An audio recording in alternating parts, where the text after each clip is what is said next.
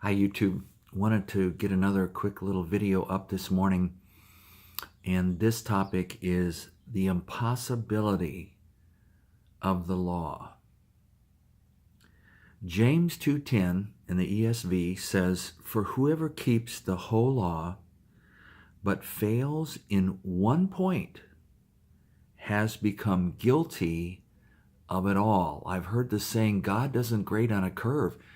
You fail in one, you failed in all. Now, be careful that you're not like the rich young ruler who said, "Oh, hey man, I've kept them all since my youth. I've kept them all." Jesus found him out right away. His love was lust of money. And it says he went away sorrowful. But Jesus brought the law to its original, pristine standard, which is far above what the Pharisees had been practicing in their own attempts to try to keep the law, or what anybody's attempts are to try to keep the law, the Ten Commandments, and the moral law of God.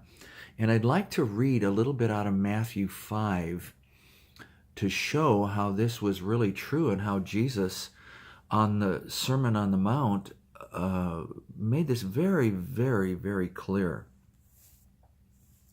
And the first topic that he talked about was anger. And I'm going to read here starting with verse 21.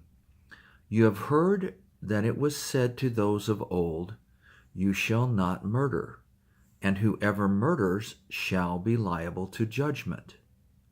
But I say to you that everyone who is angry with his brother will be liable to judgment.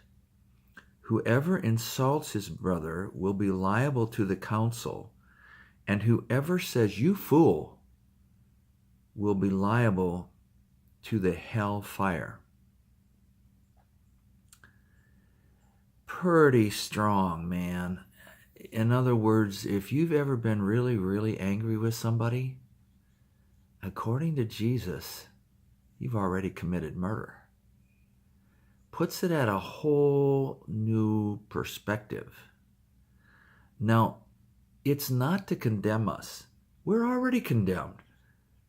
Jesus wanted to show how impossible this is. And let me read the next one further down here in the verses, starting with verse 27. He's talking about lust.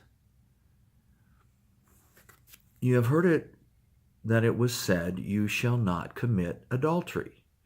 But I say to you that everyone who looks at a woman with lustful intent has already committed adultery with her in his heart.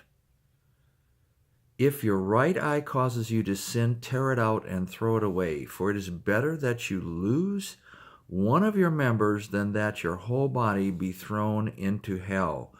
And if your right hand causes you to sin, cut it off and throw it away, for it is better that you lose one of your members than that your whole body go into hell." Wow. Impossible. Impossible. And I want to tell you something. I have never, ever, ever seen anybody pluck out their eye because they were worried about sin, or cut off their hand because they were concerned about sin. And yet Jesus says, if you anger, if you lust, or other things, you're guilty of hell fire. Wow. I mean, seriously, this is impossible. It's impossible. But there is absolutely fantastic news. And the news is found in, excuse me for the wiggly camera, guys and gals. I'm just holding the camera here and sitting in my God chair. But it's found in the New International Version in Acts 13:39. "Through him," Jesus, talking about Jesus here, "everyone who believes is set free from every sin. A justification you were not able to obtain under the law of Moses. Wow, good news. Jesus paid it. He paid it for you today. Amen. See you later, YouTube.